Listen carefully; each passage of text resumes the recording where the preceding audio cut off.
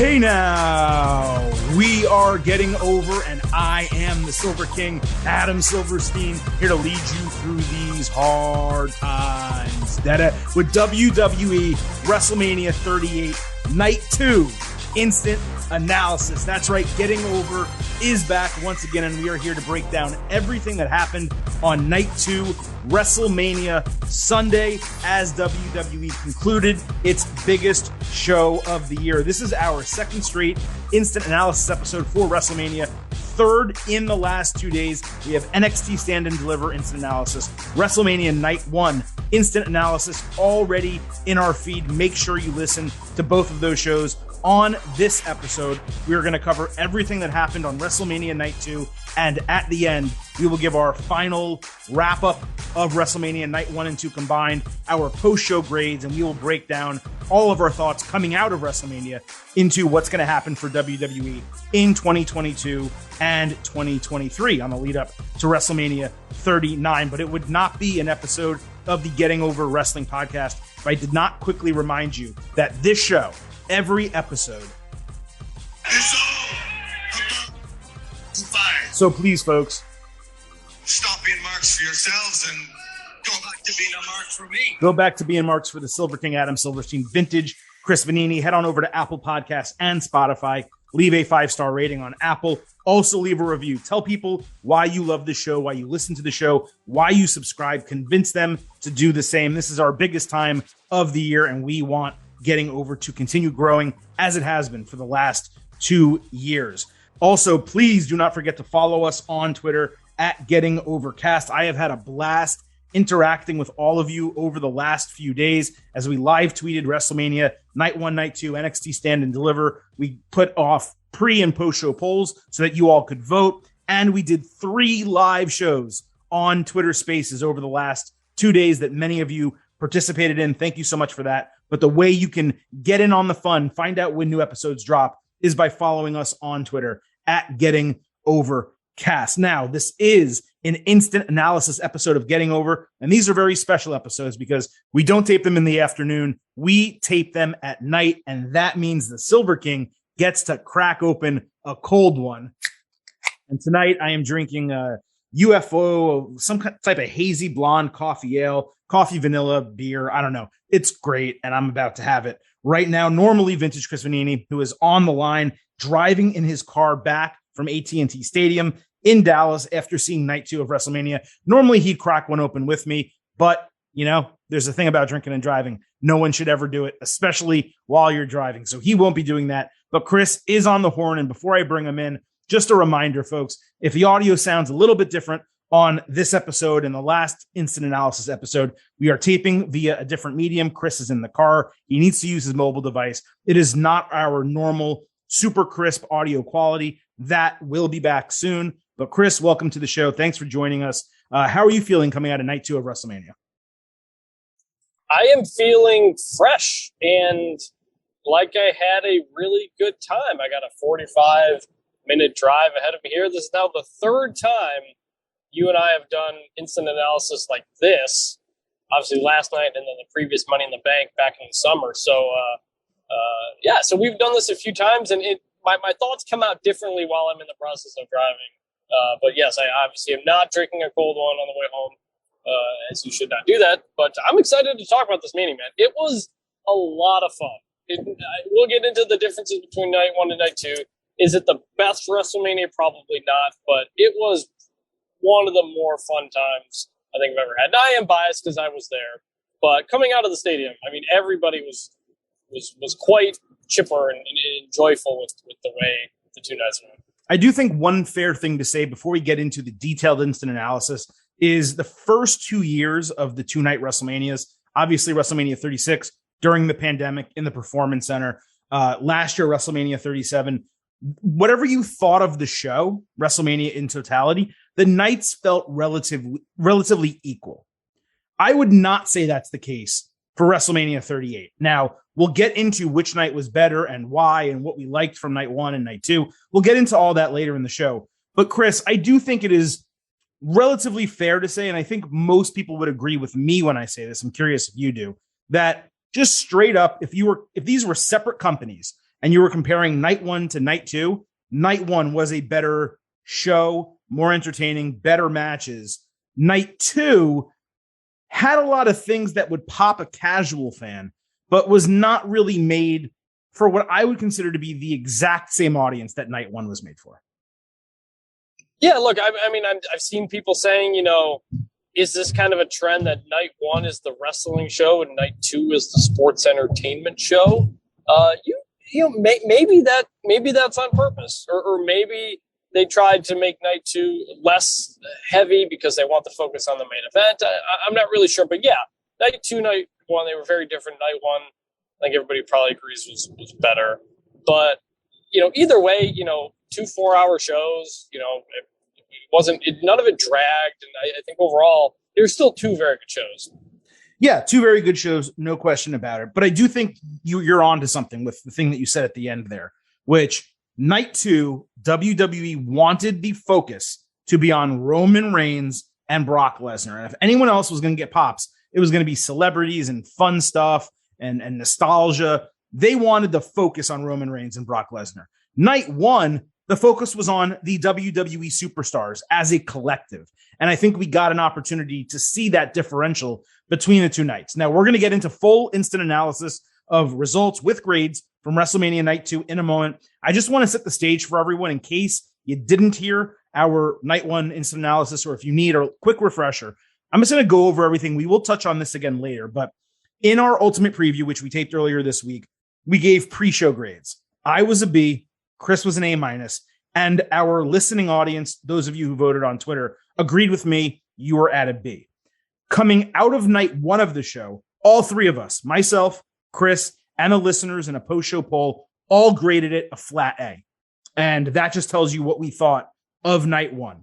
We will give our night 2 grades at the end of the show, and we will give our overall grades for the entirety, both nights, of WrestleMania 38. Now, Chris, finally, with all of that out of the way, it is officially time to get into the WWE WrestleMania 38 Night 2 instant analysis, and there is nowhere else we could start than what was billed as the biggest WrestleMania match of all time, Roman Reigns, the Universal Champion, going up against Brock Lesnar, the WWE Champion, in a winner-take-all championship unification match. The video package that they created for Reigns-Lesnar was epic. It was definitely one of the best of all time. It was not Austin Rock My Way. I'm not saying that. But I think they used All Nightmare Long. I think it was from Metallica. Great choice of song. The package was incredible. I wish they showed a little bit more old footage, given the feud has lasted so many years and so many different things have happened. But it was killer work from the WWE production team, as usual. And I also, before we get into the match, I wanted to give a shout out to Paul Heyman, who cut 2 or 3 different social media promos. He also did one on the kickoff show that were GOAT level. I tweeted one of them. It was just expert match building and main event booking from a storytelling perspective from Paul Heyman. I'm assuming you probably didn't see those, but Chris, you did see the video package, and I assume you agree that it set up the match to make it feel legitimately big. Yeah, absolutely. I think I'd seen it on SmackDown. They showed it yesterday at night 1. And look, I should have said this up top, but my vantage point of night 2 was very different than night 1. Night 1, my brother and I sat in the 300 section in one of the corners opposite the stage, and we could see and feel everything. Night 2, we spent most of it in the Peacock suite because I'm doing a story in WWE's tryout earlier this week with college athletes. I'm doing a story for The Athletic, and they had a lot of their NIL athletes, tryout athletes up in this suite. And so I interviewed them throughout the show for my story. So, except for when it came to this last match, they brought us all down to the floor. So we were right down on the floor for the Brock Roman match, actually the end of Austin and then the Brock Roman match to close the show. And yeah, the video package was loud as hell. It was really cool. And everybody in that stadium was totally amped up and ready for that match before it went on. That's a credit to WWE for building it into a match that we were excited to see, unlike maybe some previous iterations of this matchup. A little more build for this match happened, of course, as it began, and I want to talk about that, and then we will get to the match Reigns made his really long entrance. He came out first. Other than a shit ton of pyro, there was nothing really extra in terms of theatrics for him or Lesnar. Reigns grabbed a mic. He demanded WrestleMania acknowledge him. He didn't say Dallas. He said WrestleMania. The Usos came out with him. I never noticed them during the match. I assume they stayed somewhere in the ringside area, but I never saw them. They were never, at least from what I noticed on camera. I didn't see them leave, but I don't think they were there. I did not see them at all. So maybe they just ducked out somehow that we just missed. Michael Cole on commentary made it clear Reigns had not been pinned or submitted since December 2019. That's a great touch. I always love that additional storytelling. He also sold it being the first time in the 38-year history of WrestleMania that there would be a world title unification match. He even noted there's been 55 world championship title matches at WrestleMania. Whether they counted Drew McIntyre, Big Show, I don't know. But he said there were 55 of them. And none of them, of course, was a title unification match. There's no doubt that by the time the bell rang, it felt like the main event of an entire two-night show. It felt like WWE built it into the biggest WrestleMania match of all time, even though I think almost all of us would agree it wasn't actually the biggest WrestleMania match of all time, but the spectacle and atmosphere made it feel as if it was. Do you agree with that being there? Yeah, and by the time the bell rang, by the time they were there and they had, the announcer said it was the biggest WrestleMania of all time, which is a little bit eye-rolling. But like I said, when the match was ready to go, there was nobody really in that stadium thinking, oh, is this really going to be the greatest match of all? No, they just wanted to see a great match. They wanted to see these two go at it. Right. And yeah, it was a pretty energetic atmosphere. And I think that mindset was really important coming into this match because it was the exact opposite mindset that we both experienced. You and I, we weren't there together, but at WrestleMania 34, when that match went on last, Reigns Lesnar, it was a groan. It was like, oh, here we go. Like the match we have to sit through because we paid for the tickets and we're here, right? And we wanted to see all of WrestleMania, but we really don't want to see this match. I did want to see this match. And I think everyone really wanted to see this match for one reason or another, to see what was going to happen. Are they going to put Reigns over? Is it going to be a great match? Is it going to live up to the billing? Everyone watching had a different reason for really caring about this match. And I think it was pretty much universally felt that everyone cared about the match. That's basically what I'm getting at. So let's get into it right now. When they were doing the intros, Heyman stole the microphone, did his intro for Reigns. Lesnar then stole the microphone to do his own intro. Both of them did an incredible job. Lesnar immediately removed his gloves, and basically the gimmick was he was going to go bare knuckle. He manhandled Reigns at the bell with shoulder tackles, 3 overhead belly-to-belly suplexes. Heyman got backed down by Lesnar outside. Reigns got his first offense of the night with a spear through the barricade. Lesnar broke the almost count out at 9.9. Reigns immediately hit him with a spear for a 2 count. He hit 2 Superman punches and screamed trash talk. Lesnar laughed and stood up, countering a 3rd Superman into a German suplex. He hit 5 straight Germans. Reigns slipped out of an F5 and hit a 3rd Superman punch. Lesnar countered a spear into an F5, but Reigns kicked out at 2.8.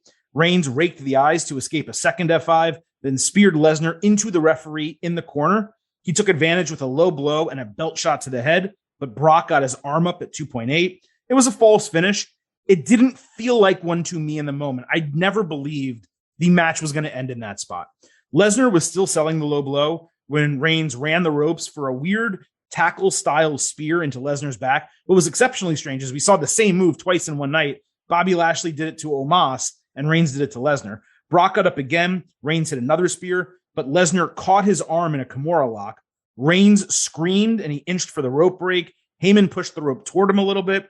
Reigns finally grabbed it. Brock had to release, and he was screaming to Heyman that his shoulder was hurt. He was basically saying it's out. He dislocated it is what he was trying to communicate. Heyman begged him not to give up. Reigns stood up. Lesnar went for an F5, but Reigns countered it into a spear for the clean 1-2-3 in 12 minutes. Before celebrating, Reigns kayfabed, pulled his shoulder back into place. He lifted the WWE title in his right arm all the way up. He struggled to lift the Universal title in his left. He was still selling the dislocation and selling the pain. He actually did a really good job at that. Reigns stood on the ramp celebrating with both titles. Lesnar was in the ring looking utterly defeated. Reigns spread them wide on each side of his body. Pyro went off on the stage and off the top of the stadium. And that was it. WrestleMania went off the air. It was a spectacle. Reigns Lesnar, it was. but it was not a great match. The inherent problem with booking a rematch of a rematch of a rematch of a rematch is we've seen these two guys fight so many times in so many main events that we've already experienced all of the German suplex, Superman punch, spear, and F5 kickouts. There's basically nothing new they could have done because you're not going to get a work rate banger out of a Lesnar match like we did last year with Edge and Daniel Bryan with Roman Reigns. But even so, I didn't think the match was booked well. It never hit a crescendo. If you're in a match like this and it's going to be the biggest WrestleMania match of all time, you need to do what WWE did in those John Cena, AJ Styles matches, where all of a sudden you think you've seen it already, but Cena's pulling out shit he's never, ever done before. That's what this should have been. Reigns maybe should have debuted a new finisher or some signature moves we've never seen. Things to show that he went above and beyond to ensure that this time he put down Brock Lesnar. Now, credit the crowd. It did seem to pop for each big move, but they basically only did 6 moves in the entire match. The referee and belt spots I thought were lame and unnecessary. The element that I did appreciate was giving Reigns the dislocated shoulder to make it even more impressive that he overcame an injury and beat Brock Lesnar while he was hurt. But still, I can't say that it was some incredible match when it wasn't. There wasn't even really a good storyline other than Lesnar being tough to put away, which is the storyline in every single Lesnar Roman Reigns match. And they talked so much about drawing blood. Brock said, "I'm going to make you bleed." That never happened. You could argue the spectacle of Reigns standing over Lesnar at Madison Square Garden, bloodied on the steel steps, holding both titles, was a better visual than we got here at the end of WrestleMania. So, I'm not going to be too tough on it. It was a B match, 3.25, 3.5, different people can disagree. Again, it was mostly for the work and the spectacle and the entertainment, but I did think it was a relatively lackluster coronation for Reigns. The saving grace is that they finally put him over and hopefully ended this feud forever. But if I was to come on here and tell you that I loved this match and it was memorable and I would watch it again, I'd be lying to you, because the truth is I don't think I'll ever watch this match again. No, I'm not going to either. And the mood in the arena was off for all, like I said, for all the energy and excitement there was for the match to start. When they were spamming finishers, like right up. By the way, while you're looking this, while I'm talking, look up the length of the match. I'm curious what it was. Sure. But it's on the Wikipedia page probably. But yep. They start off by spamming finishers, and honestly, that took a lot of the energy out of the crowd, because when everything's a false, finisher finish, then none of it is.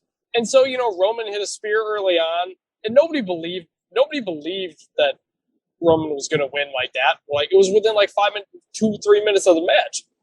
When Brock hit his first F5, nobody really believed that was it, because it was so early, and then so suddenly nothing really felt like it mattered. And then the 1, 2, 3 for Roman to win, it was more of a surprise of, oh, that's it. All right. Yeah, it just happened. Yeah, right. Yeah, because there was no build up to it, because they immediately tried to start at the top, and because that's all that was left that they could really do. Do you have the length of the match, by the way? So this match, they have it clocked as 12 minutes, which is about what and by the way, I don't even know why you're asking, because I already said it when I was reading the breakdown. But this was 12 minutes. I missed it. This was 12 minutes. For context, the WrestleMania 34 match was almost 16 minutes, and the match that we got at Crown Jewel this year was also 12 minutes. The reason I asked is because that show ended about 11 o'clock Central Time, which gave us, once again, a 4-hour show. And so I wondered if they were told, hey, you got 15 minutes, go do whatever. You have less than 15 minutes, go do whatever. No, they didn't put a time limit on it. No way. Yeah. So, but the other thing, I saw some stuff on Twitter. I couldn't tell if any of this is true or not. Did it seem like anybody was hurt? I think Meltzer was speculating that Roman was hurt or something like that. Have you seen any of this stuff? Well, I mean, Reigns, they were selling a separated shoulder, which I did think was strange, especially after AJ Styles, I think, legitimately separated his shoulder. Not separated, let me correct myself here, dislocated his shoulder in the Edge match. They did the same thing here, but no, I think that was purposeful. I don't think he was actually hurt. Okay, yeah, like I said, I couldn't tell. I didn't have any replays. I haven't seen anything. I just saw a number of people on Twitter talking about it. Honestly, I didn't even notice the shoulder, whatever in the match, just from where my vantage point was. So yeah, ultimately, it's not a match I'm going to watch again. Honestly, I don't think it makes Roman any more over than he was. This is the dude's 6th WrestleMania main event. He pinned Daniel Bryan and Edge on top of each other last year. That was a bigger moment. That was more of a coronation moment than this was. Yep. So, was it a dud of a finish? It was, yeah, kind of. But I'll tell you this. Coming out of the stadium, nobody was down on the show. Nobody was down really on the match. It was a complete opposite of that WrestleMania 34 New Orleans coming out. There was such a disdain for that finish, and it tainted the rest of the show. That was not the case here. It was just like, all right, we got Roman. He unified the titles. Maybe we're done with this. But, it was a good show. I had a good time. That was the mood coming out of the stadium. Yeah, because it wasn't forced down our throats. That's the difference, right? And even if you didn't like it, you're booing the bad guy. So it comes off as the reaction that you're supposed to have, right? There were no protest chants, I assume. I didn't hear them on TV. I assume there were no beach balls or any of that bullshit, at least things that were actually distracting during the match. People wanted to see this. That's the difference between this and 34. People actively wanted to see them fight here because of the build, because of what we had gotten at. But all the things WWE did, putting the title back on Lesnar, that way they could unify the championship, not having any other championship matches for the world title on the pay-per-view, premium live event, whatever you want to call it. These are all things that we questioned coming in, and coming out of it, I have many of those same questions because, again, just like you said, you made a really good point. The finish to Edge and Daniel Bryan last year with Reigns was far more climactic than this was. This, in many ways, was anticlimactic because we all kind of knew what was going to happen. And on the journey there, they didn't do anything special to take us there. There was no stipulation on the match. But as I said earlier, nothing happened that had not happened already. Reigns didn't even try to use the guillotine, his signature submission finisher, right? Now, I'm glad that he pinned him instead of submitted him because that's been kind of a cop-out that they've used. He's knocked people out instead of gotten the 1, 2, 3, and that was fine. But again, the finish and the coronation here were lackluster. And because of that, Chris, I did expect when Roman Reigns was walking up the ramp and setting himself up for his spot, I didn't think he was going to stop on the ramp. I thought he was going to go to the top of the stage. And I did expect The Rock to come out while he was celebrating. I figured, based on everything WWE did for 2 full nights, they had one more trick up their sleeve, we'll talk about it later, the Stone Cold Steve Austin and Vince McMahon stuff, Triple H coming out tonight. Like, there were so many little things that WWE did to kind of pop the crowd that it seemed like one more was in store, that maybe the match wasn't an insane absolute banger because what they really wanted you to know was the main event for WrestleMania 39. Like, that's where my head was going, but they didn't do it. That was it. It was Reigns on the stage, just like it was Reigns on the stage when he took down The Undertaker. And again, despite WrestleMania as a whole, both nights combined, completely exceeding my expectations. What they promoted as the biggest match in WrestleMania history did not come close to living up to that billing. And it didn't even elicit a crowd response that the 2 best matches in this card did, both of which were on night 1. So the Rock thing, I went really back and forth on this kind of as it was playing out. Coming into the day, I thought, yeah, we could really good chance we could get Rock. Austin got to main event night 1, Rock in main event night 2 because he'll do a match with Roman the next week. I thought, okay, that's how it's going to go. But when Austin came out for the Vince segment right before this, that was when part of me was thinking, maybe we're not getting Rock, because I don't think Stone Cold's going to want to be one-up like that in the segment after him. I mean, he main evented night 1, though. But I know, but he did. But the whole WrestleMania 30 thing, when Rock came out after him, and he seemed like he didn't love that. That was my first thought. Okay, maybe we're not getting Rock. But then when the match ended so quickly, I thought, oh, we are going to get Rock. Right. Because it was a short match and they want to move on to the bigger thing. Cool. But when Roman immediately left the ring, that's when I went back to, well, maybe we're not getting Brock. Because I thought Roman would stand in the ring and Brock would come down to do something.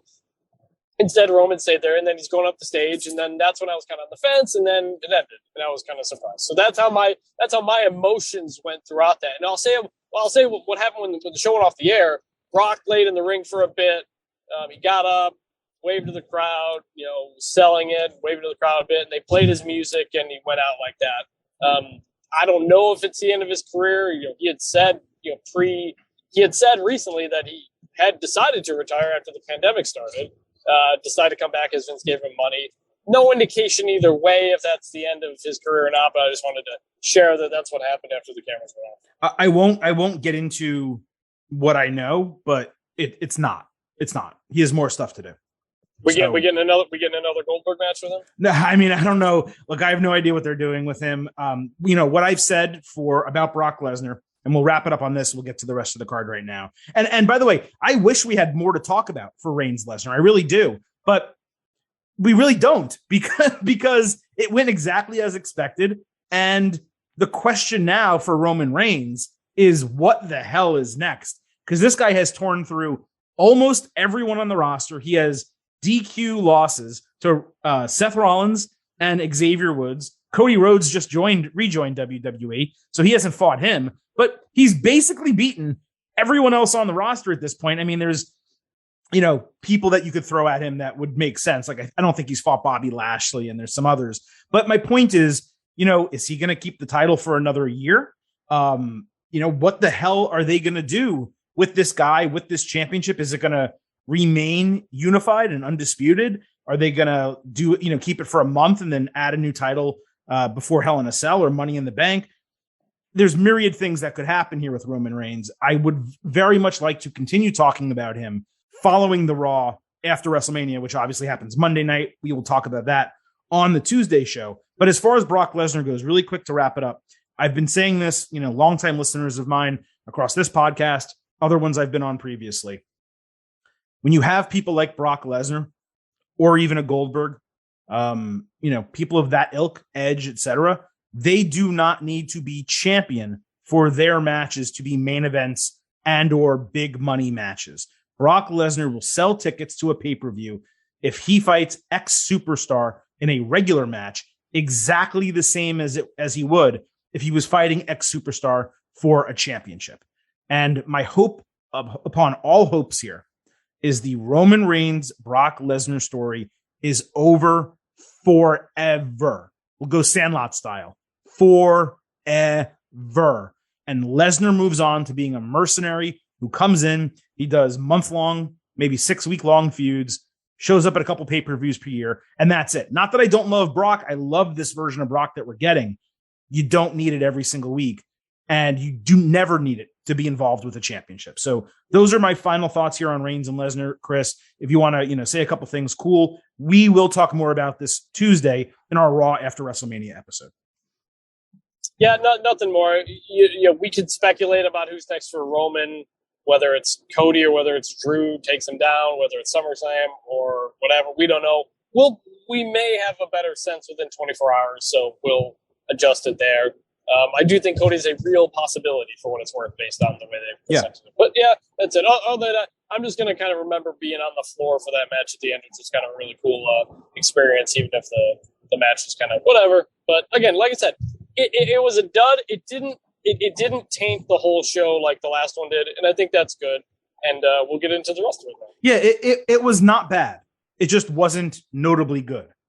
It happened, and it's over. And I just want to move on. That's the best way to kind of put it. Let's go to the mid-show main event, which was the other huge match on the card. Edge against AJ Styles. Styles came out bloody on the side of his head because he actually hit the set with his face by accident when he walked out. Edge had a really sick entrance on an elevated throne lit on fire with his new entrance music. It was very Brood-esque, but without those elements. The vampiric elements, I guess is the best way to put it. Edge got his knees up on a springboard 450. Styles sold a dislocated shoulder and popped it back into place. I thought it was a sell at first. As the match went on, I really did think it actually happened we're only going to find out after the fact. So, while we tape this right now, I don't know. Edge dodged as Styles ran headfirst into the middle turnbuckle. Styles came back with a suplex in the corner. They countered signatures and finishers until Edge put on the STF. Styles sprung over the ropes for a pendulum DDT, but couldn't capitalize. Then he did a great rack bomb for a near fall. Edge came back with education for a near fall. Styles hit a Pele kick. Edge quickly countered a calf crusher into the label lock and cranked AJ backwards. Then he used the top rope for a slingshot powerbomb and another near fall. Styles came back with a really sick superplex onto the ring apron. Then he hit the springboard 450 into Edge's back for a near fall. Edge dodged the phenomenal forearm. Styles leaped over the spear and hit Styles Clash for a 2.9 false finish. Edge barely got his shoulder up off the mat. And then all of a sudden, we see Damian Priest showing up at ringside, and he's just standing there. He's looking at the ring as if he's backstage looking at a WWE television. Like, how they stand like sideways for really no good reason to look at the screen? That's how he was looking at the ring. Anyway, Damian Priest shows up. Styles is on the top rope. He's, I think, getting ready to hit a phenomenal forearm. He gets distracted just by looking at him. Edge then catches him with a spear as a counter to the phenomenal forearm for the win in 25 minutes. Longest match on the show, longest match, period, both nights of WrestleMania in terms of in-ring time, bell to bell. Priest entered the ring after the bell, got on one knee. Both of them manically laughed at each other. Edge motioned for Priest to rise, and they stood side by side, lifting their arms into the air to a mix of cheers and boos. Chris, in our ultimate preview, in our live pre-show on Twitter Spaces, what did I keep saying? I said this was going to be exactly like AJ Styles, Shinsuke Nakamura. And when I said that, what I meant was it's the start of a series of matches, not a one-off. So because that was my expectation going in, I didn't mind the distraction finish, especially because Priest just stood there. He did not physically get involved. It was an extremely good match. I will say the wrestling did not completely live up to my hopes. If Styles' shoulder injury was real, that's probably part of the reason why. I'm between an A- and an A. I'm going to lean 4.25 stars and an A, but it was really borderline. Like, I don't know exactly what an A- is. Maybe it's a 93. I'd call it like a 93 out of 100. That's kind of where I'd put it. The good news is because it wasn't like this incredible barn-burning match, it leaves plenty of rope for them to pull in the rematch that I assume is going to come at WrestleMania Backlash, or a rubber match potentially inside Hell in a Cell. But I did like it. I thought it was the best match of the night. And, I think there's a case to be made that maybe it was on the wrong night, and we can discuss that in a moment. But I did very much enjoy Edge versus Styles. So I think this is an example of where we're viewing it on TV and viewing it in the stadium is a very different experience. Like you said, this wasn't a barn burner, and honestly, because of that, it was boring for a lot of it. Straight up, the crowd was silent the whole time. The crowd was dead for a lot of it. They did not care for just much of this, frankly. And from where I was sitting in the back of the suite where I was at, I couldn't see a good chunk of the video board, so I was only looking down at the ring. So that was part of it too. I couldn't see maybe some of the details. But yeah, this was slow and methodical. Honestly, this is what I had said to my brother going in, was that everybody thinks Edge is going to be match of the night, but I think it's going to be a lot like potentially like Edge Roman, where it was just slow for a long period of time. And Edge has never really been the great worker I think people think he is. He's very talented, but he's not outside of TLC matches, he's not like a big spot guy, which is fine. He's a very talented wrestler. But I give it probably like a B. It was fine. It was whatever. The Damian Priest thing was really interesting because it was brought up on our Twitter Spaces, and I had actually seen a Sean Ross Sapp tweet by accident before the show, and it kind of spoiled what potentially could be coming down the road. But I'm glad to see there could be something for Priest here, because we were upset coming out of SmackDown how much he had really been relegated, didn't even get an entrance to the Battle Royal. Apparently within 2 days, he grew a goatee, so that's cool. I liked his look, and I'm really interested to see where it goes. So the match was whatever, but coming out of it, what's moving forward, I am very interested in. I would love to sit here with you for 20 minutes and go over the roster and who should potentially be added to their faction. But we do have to keep rolling here. We can talk about that Tuesday when we see how this is addressed on Raw. But having Priest with Edge is incredible. We've mentioned on this podcast before that Priest has sought out Edge for advice, and Edge has kind of taken him under his wing a little bit to give him some advice and kind of put him over. I think they also had an on-screen interaction backstage at an edition of Raw a couple months ago. So their pairing's appropriate, but I do want to see this not be a group. I don't want another 3-person group in WWE. I want a faction. I want a stable. 4 to 5 people, make this real, give Edge some power and might, help allow him to help get other people over. It is the absolute best case scenario they could do. And I really do like the look and feel of this entire gimmick. It's a little bit Ministry of Darkness, a little bit Brood, a little bit House of Black, just a lot of different elements kind of all coming together here. And Edge is certainly a capable, stable leader. So I would love to kind of see this play out, but this is not the proper show for us to go, deep on that. There's better times for it. Again, Tuesday, Raw after WrestleMania and WWE Hall of Fame episode. We will talk more about this. We'll talk more about Roman Reigns, potential challengers for that title, etc. But I'm glad we at least got to kind of point out what our thoughts were for this match at this point. Now, before we go on to more matches, I want to quickly talk about how the show opened. And it was a shocker to me, probably a shocker to everyone. The first thing we heard after America the Beautiful, and they do the intro and they come back, is Triple H's entrance music for the game. And if you ever want to know what catharsis looks like personified, it was this moment. Triple H, now medically retired, knowing he's never going to wrestle again, opening the biggest show of the year. He did the full game entrance in a suit, sprayed water. It got all over like the lapels of his suit.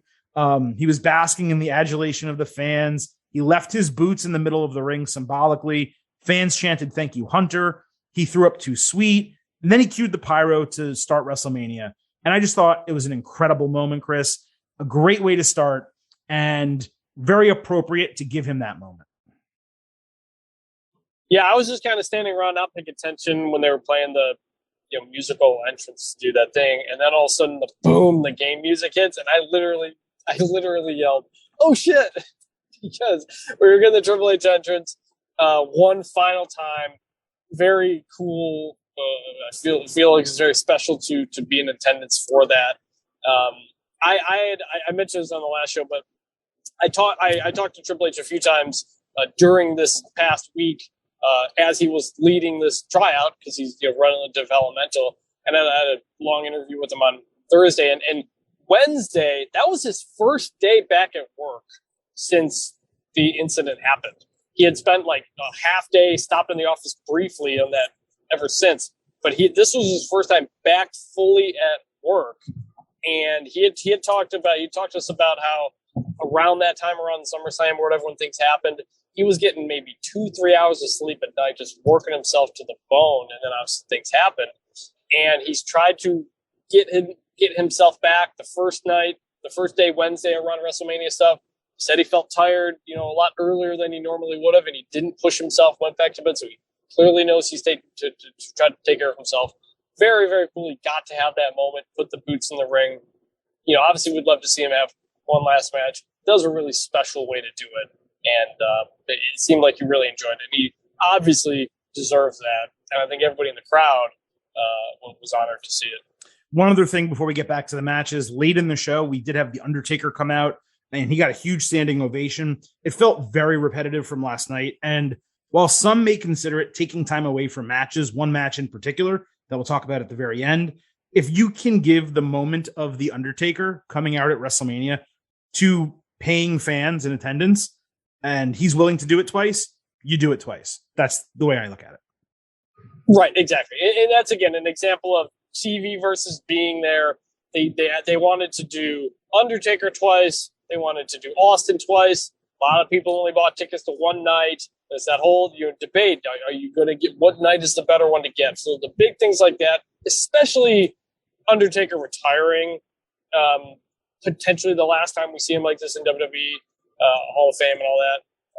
I understand doing it again. I actually missed the whole thing. I was interviewing someone somewhere else, so I kind of missed the whole thing. But I was kind of confused that they did it, but I can understand. Again, there are certain things like this that are meant to be done for the people in the crowd, people who came from all over the world for this. And if you missed it on night one and you were upset, you got it on night two, and that's really what it was about. Exactly. Okay, so let's keep going with the matches. We had the Raw Tag Team Championship, RK Bro versus the Street Profits versus Alpha Academy in a triple threat. It was the opening match, and it had the proper rules with 3 legal men at all times. Montez Ford did his insane tope cannonball over the ring post before Chad Gable hit a huge moonsault into everyone outside. Riddle hit the bro to sleep on Angelo Dawkins. I think it's the first time he's done that on the main roster. Randy Orton did all his signatures on a hot tag, backdropping Ford and Gable into the announce table. RK Bro then did stereo draping DDTs on the Profits. The crowd was going wild for this. The Alphas stopped a stereo RKO attempt and hit an assisted flying bulldog on Ford for a near fall. Otis tried a Vader bomb, but got pushed outside. Ford did a crotch chop on the top rope and hit an incredible assisted flying blockbuster for a near fall. Dawkins avoided an RKO and hit the anointment on Orton before doing a tope cannonball into Otis. Ford went for his frog splash, but as he got to the top rope, Riddle jumped clean from the apron to the top rope and hit an avalanche RKO in a sick-ass spot. Ford rolled outside the ring. Gable tried a splash, and Orton caught him flying with an RKO to retain the titles in 11 minutes. This was a great opener. I did not think, despite the cool spots in the finish, I did not think it was as good as the Raw triple threat, but it was more spectacular given those 2 RKOs at the end for WrestleMania. Riddle on Ford was, I think, one of the top 10 RKOs of all time, which is wild because Randy Orton's name is not next to one of the best RKOs of all time. This was too short of a match, though. 11 minutes. It definitely should have been another 5 or 6 minutes longer. And because it was so short, it was tough for me to give it a grade that I would give a match that reaches that other tier, that second tier of time and false finishes and all that type of stuff. So my max here was 4 stars and an A-. And the right team won. There were a couple memorable moments. All in all, in terms of the match, it was entertaining. Yeah, very fun, very solid match. I think you're right that the Raw match is probably better. Remember, that was the one that was right after the day after the AEW show, and we thought that WWE one-upped them with that. I was surprised it was as short as it was. I think a lot of people in the crowd kind of were too. But this also goes back to, in really 2 years in a row now, despite being 2-night manias, the matches have been relatively short for both nights for the last 2 years. And I think you see it with a 12-minute main event as well. So I guess they're just kind of keeping things a bit shorter and moving and trying to get to everything. They packed a lot into this show, 4 hours. Would I've liked to see more? Yeah, but clearly they've got this time crunch and they want to do it that way. So very solid match. I think the right team won. We both picked RK Bro, and I'm glad. I'm glad Alpha Academy was in it. I'm glad Gable got his moment, which I assume we're about to get into. Comparing match to match, I think the matches actually this year were longer. We had a 25-minute match and 3 20-minute matches this year, plus 2 more 15-minute matches. So that seems to me longer than last year when everything was like 10 to 12 minutes, if memory serves. Yeah, so that's true. I didn't have the numbers. I wasn't sure, but that's interesting. I guess I was kind of wrong. But there was also a lot of short stuff mixed in, and don't forget some of it was circumstantial. The New Day match was circumstantial. The SmackDown Tag Team Championship match being short was due to injury. So, who knows what it would have looked like, but there were many key matches that were shorter than they otherwise should have been. I guess that's kind of the best way to put it. But yes, there is more to talk about here. So after the bell, RK Bro celebrated. The Profits dapped them up and came in with red solo cups to celebrate. They just lost a title match. I don't know why they were so happy, but whatever. Then, as they were getting ready to toast each other, the Profits invited Gable Steveson to join. He jumped over the barricade, came into the ring. Chad came into the ring and slapped the solo cup out of Stevenson's hand. Steveson removed his shirt, and everyone else just dipped out of the ring to kind of watch what was going to happen. Chad started cutting a promo when Steveson stole the mic, so Chad stole it back and told him, shoo, she did a signature line. Steveson then grabbed him by the waist and hit a toss belly-to-belly suplex before everyone toasted at ringside to end the segment. Between the Triple H opener and the match, WWE randomly introduced Steveson to the crowd, which I thought was really weird considering they brought the guy on stage last night. So Why do you need to introduce him 2 nights in a row? But when they brought him in, the payoff of doing so obviously made sense. Did it feel forced? Absolutely. Completely forced. As I said yesterday, Stevenson seems to just have some difficulty emoting with facial expressions, which is really important for professional wrestling. But again, I'm judging a guy on 2 appearances. He hasn't really had any formal training. The suplex was good. It was a nice little moment. It was entertaining. It just kind of, knowing we had 2 celebrity matches, not knowing what was going to come later with Steve Austin and Vince McMahon, there was just so much of WrestleMania over both of these nights that was not focused on all of the superstars who worked their ass off over the last year to be there and to have matches and put on a really good show. And to me, it was just an element that I wasn't mad that it happened, but it just didn't feel necessary, knowing there were already all those other things to come, plus more shit that we didn't know was going to come. I mean, my takeaway from it was that Gable Steveson might be the most hyped up wrestler they've ever had before his first match.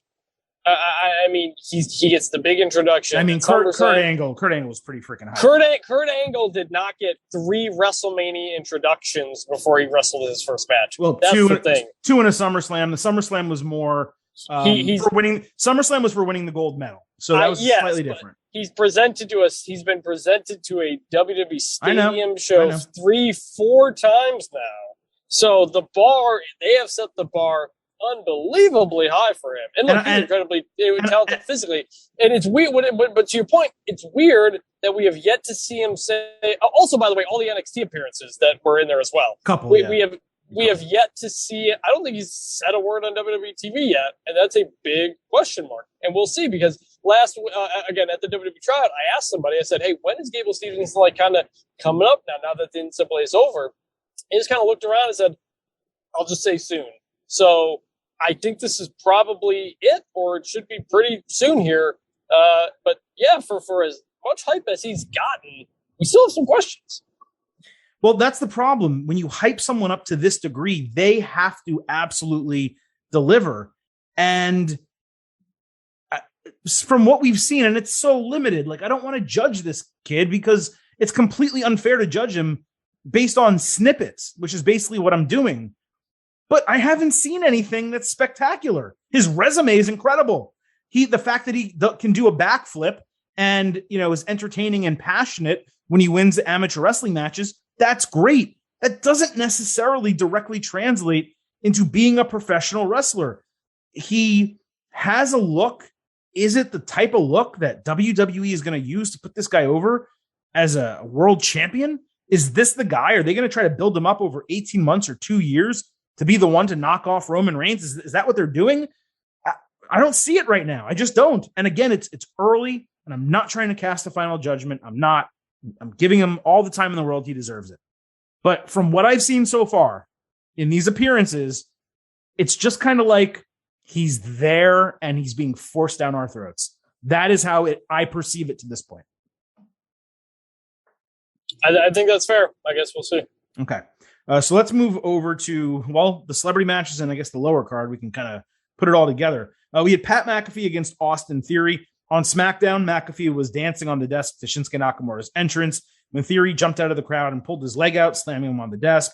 Theory ran off into Vince McMahon's office. McAfee kicked in the door, and Vince threatened to fire McAfee if he didn't get out of there and go do his job.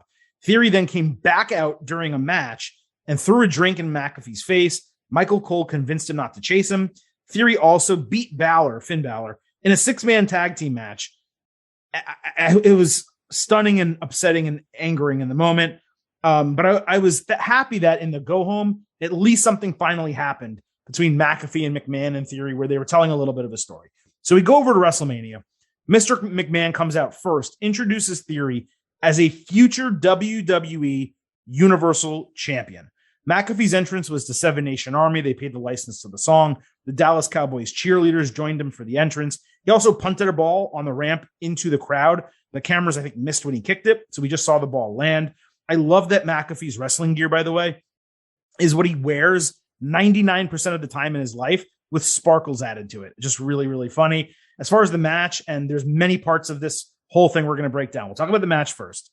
McAfee hit a spinning elbow and a hurricanrana. The crowd was going nuts for him every single time he did something. Michael Cole was also on commentary, pure babyface, cheering for him the entire time. McAfee put on a headset and did commentary, shouting out his parents while he was beating on Theory. McAfee got the fans hyped, but missed a senton bomb, and Theory hit a spinning power bomb for a near fall. McAfee impressively flipped off the top rope, then leaped back onto it for a top rope superplex. The crowd went wild again, but it was a 2.5 count. McAfee missed a punt kick. Theory started gloating and had Pat in A-Town down, but Pat slid off his shoulders and rolled him up for the 1-2-3 in 10 minutes. McAfee's match with Adam Cole, straight up, far better than this. Okay, now Adam Cole also more experienced, far better wrestler than Austin Theory, but this was not meant to be a work rate match. This was not an NXT black and gold match in an empty arena. This was in front of 70,000 fans, a big time celebrity in a spectacle match. The crowd bought into every single thing that happened. Because of that, it was a success. You know, I'll give it 3 stars and a B- because the wrestling was whatever. But in terms of delivering on a match in a moment, they absolutely did it here. Look, if you didn't see Pat McAfee's Adam Cole match, you were completely blown away. And that's most people. You were completely blown away by what Pat McAfee was doing there with the flips, with the suplexes, with everything. We had seen it. We knew he could do that stuff. But millions of people watching hadn't seen it, didn't know. And so, and they obviously didn't show it. They never really talked about McAfee having a match before or whatnot. So they kind of kept it under wraps a bit. And yeah, crowd was going nuts for this thing the entire time. From the very beginning of the Seven Nation Army came out. The punt, by the way, he actually kind of shanked it. Surprisingly, it was a bit of a shank of a punt, went off the stage. But match was fun. Like, again, it wasn't something where I was really paying attention to the string of moves being put together. I was just paying attention to, in the moment, what's happening at this time. And it was fun. You know, Pat McAfee is very good at this. The match wasn't great, but McAfee did some pretty impressive stuff. And he's just, he's so good at this sports entertainment thing. Like, he knew how to play to the crowd. It looked like, you may have said it, I may have missed it, from where my vantage point, it looked like he grabbed the headset and talked on commentary, which is incredible. Just incredible amount of fun. Crowd was just electric the entire time. And that's the definition of sports entertainment. And we'll get some more of that, but it was very fun. So after the bell, McMahon seemed to kind of get into Theory a little bit. He wasn't screaming at him, but he was getting after him a little bit. McAfee leaned over the ropes and talked trash to both of them. And Vince started taking his jacket off, put it back on, then took it off. And he gets in the ring and tells a referee to join him. And they're standing across from McAfee. And I'm like, are they really going to do this? Is Pat going to wrestle Vince McMahon? So Theory attacks McAfee from behind. Then the bell rings and it's an official match. McAfee hit some shots. Theory tripped McAfee and drove him crotch first into the post. Vince feigned punting a football into the crowd. Then he actually did it into McAfee's body.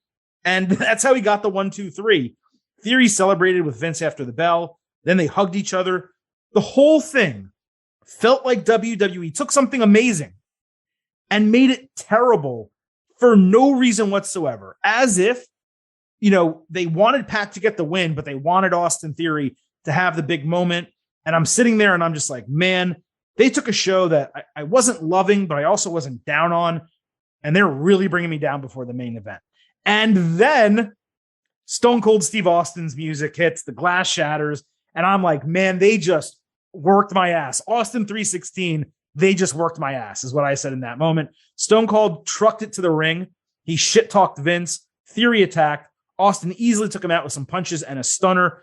Theory flew into the air like he had been catapulted off a swing. It was an incredible sell. Vince sipped a beer and he was like, oh, I think it's pretty good. Like, you could tell he was kind of saying to Austin, hey, your beer's not good. Let's be friends. Then they chugged beers together. And unfortunately, when Austin kicked him for the stunner, Vince slipped or fell. I mean, the guy's 80. Like, you can't really blame him. They fumbled. Austin hit a weak stunner, probably the worst stunner of all time, which made it funny, I guess is the best way to put it. And that ended the segment. You can't really blame Vince McMahon. Like I said, he's older. He slipped. he was probably blown from doing as much action as he did. So then Austin celebrating. McAfee returns to the ring. He and Austin are chugging a bunch of beers. They get on the top rope. They're in the ring chugging. And then Austin stuns his ass too. McAfee did a Shane McMahon style sell, spouting beer out of his mouth, spraying it everywhere. There was another shot later while Austin was celebrating of McAfee laying at ringside, like looking dead, but slowly pouring a beer into his mouth as if it was going to revive him or something like that. Look, I got completely worked here. This was incredible. And I love being worked, so that was great too. It's tough to sit here and say WWE shouldn't have done this so that X person or Y person could wrestle. You know, Finn Balor not being on the card, Damian Priest, we talked about it, all these types of things. But there was a lot of these special nostalgic callbacks and celebrity moments across both shows, as I mentioned earlier. I do wonder on one hand if it was too much. On the other, I was thoroughly entertained by the entire thing. Credit to Vince for doing this at his age, and credit to WWE for laying this out extremely well, where they swerved us and they got Austin another moment with Vince McMahon. It's almost as if they had Austin, Kevin Owens, and they said, you know what, that's great. But Austin's final moment in the ring on WWE TV should be with Vince McMahon. And it really should have been. So I was happy that they did it. This overall was a huge win.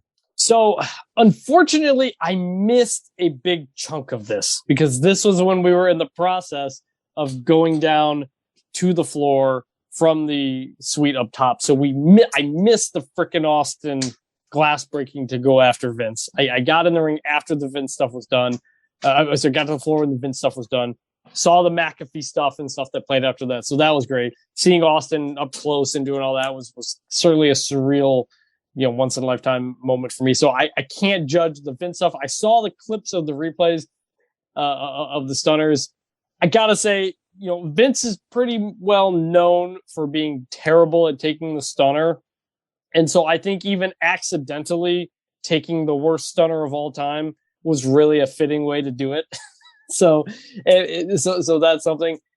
Look, could New Day have gotten more time? Could Finn Balor, whoever bet on the card? Yes. But they did have a lot of matches in this show. And again, a lot of this is in the stadium. You want the people to go crazy. The people who didn't get night one didn't get their Austin moments, and other people in night two did it, and they did it in a really fun way. Look, this is sports entertainment again. And it's just how this goes sometimes. And you look at the crowd, you see the reaction on social media.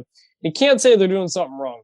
Like, this is kind of how it goes. So this was really fun from what I saw. I got to go back and see the whole clip of it. I'm really sad that I missed it. But yeah, this was fun, man.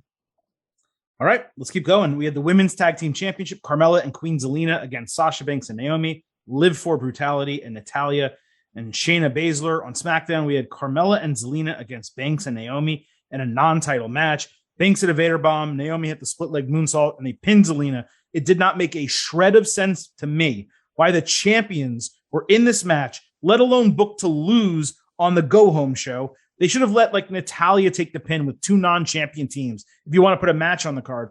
And when you consider it was Sasha Banks and Naomi pinning the champions in the SmackDown match, and then you think about what happened on WrestleMania, which we're going to talk about right now, it makes even less sense that they did this on the go-home show. So for Mania, Sasha drove out in a neon yellow, I think it was a Lamborghini. Ripley did not get a special entrance, but I really thought she should have.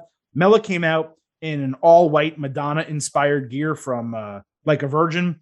Corey Graves reminded that they promised they would have a sex celebration when she retains the title. Unfortunately, only two women were legal at a time in this match. You guys know that's not my style. It's a fatal four-way. Four people should be legal at all times. But WWE in this match basically ignored tagging and everyone just wrestled. Now, when I say ignored tagging, I mean that they didn't ignore tagging in terms of who was legal. They made sure they tagged. It was consistent throughout the entire match. But because there were so many tags, it felt like everyone was legal at all times. It almost was as if this should have been a tornado match or something to that effect. Anyway, Sasha and Liv did topes on opposite sides of the ring. Liv hit two code breakers and Oblivion, but Banks was no longer legal. Zelina hit a code red. Naomi hit rear view. Mella hurricanra'd Ripley off the ropes. Then Zelina took her out with a flipping inverted DDT. It was a really good spot. Liv and Rhea each executed stereo super duperplexes in opposite corners. They combined for a Riptide backbreaker, which if they stay a team, I presume will be their finisher. But the fall on Naomi was broken. Mella made a blind tag and got a 2.8 on Naomi after a basement super kick. Sasha hit the frog splash on Mella for a false finish. Zelina saved Mella from a bank statement. Then she hit a assisted rolling glam slam facebuster with Naomi to win the titles in 10 minutes. The only thing I really want to give them credit for, like I kind of just said, is they really kept track of the tagging, which even though there were only 2 legal women at a time, it was important to do that. But the match just felt like there were too many people involved. So much was happening at the same time that basically nothing really happened. It was enjoyable, but messy. There was really no story to the match, and there was never a heightened anticipation for the finish. If this was just maybe a triple threat, or if they had changed the titles a while ago and it was Liv for Brutality against Sasha Banks and Naomi in a simple tag team match, this could have been incredible, but it just wasn't. So I'm going to go with 3.25 stars and a B. It definitely wasn't any better than that. And if you thought it was worse, I'd be okay with you saying so. Yeah, it was fine. I don't want to say it was a mess, but there was just kind of a lot going on. There wasn't a ton of flow to it. And kind of the big question is just who's going to win. And, Sasha got a big roar for her entrance. So did Naomi. They probably got the biggest roar. Liv's was decent. Rhea's was pretty big. And yeah, I picked Sasha and Naomi to win, and they won. And I think it kind of made sense in terms of where they wanted to go. So not really much more analysis to this. There wasn't really a story for this match. There wasn't nothing to pay off. It just kind of happened, and it was fun. And that's exactly the problem. We should have a lot of stuff to talk about. When Sasha Banks wins her first ever WrestleMania match, she was 0-6 coming in, which is a huge number. And it just felt like they completely wasted this and threw it away. Now, could they still tell the story that she's never won a singles match at WrestleMania? Absolutely, they could. So maybe they do it, but they should have saved this story for a bigger moment next year with a singles title on the line. It just felt wasted to me. And I had really high hopes based on some of the matches we had seen on television that they were going to go all out in this match. I mean, the Becky Lynch, Bianca Belair match on night 1 was so incredible. Charlotte Flair, Ronda Rousey didn't live up to that, but it was still really entertaining, and the pacing was bad, but it was well put together. You could tell a lot of effort and work was put into it.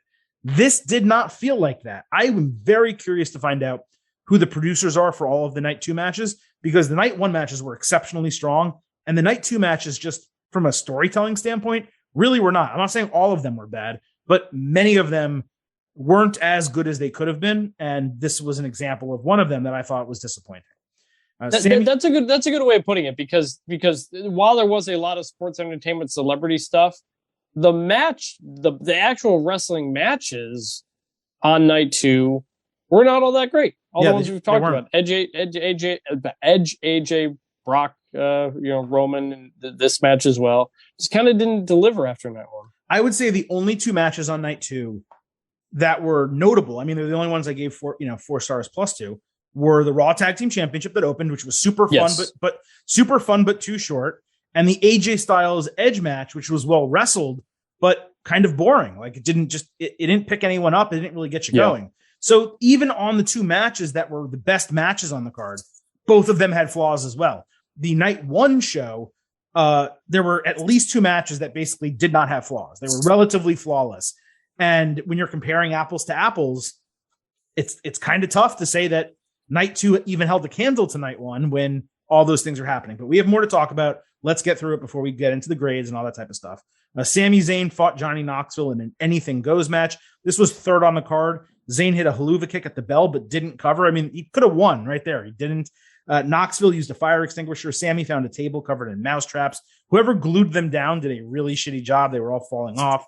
Sami put Johnny through a prop table in the corner with an exploder suplex, and Knoxville kicked out, which he's not a wrestler. He probably should have been the end of the match. Chris Pontius jumped in the ring as Party Boy and danced up on Zayn, old school jackass style. Sami kicked him under the ring when all of a sudden Wee Man emerged and fucking body slammed Sami Zayn in the ring. the crowd went insane. I mean, you can talk about it, in a minute, but on TV, Wee Man got one of the top 4 or 5 pops of the night, I would probably say. Knoxville hit a tornado DDT for a 2.9. Then Zayn booted Wee Man in the face to huge boos, and he really laid that shit in on him.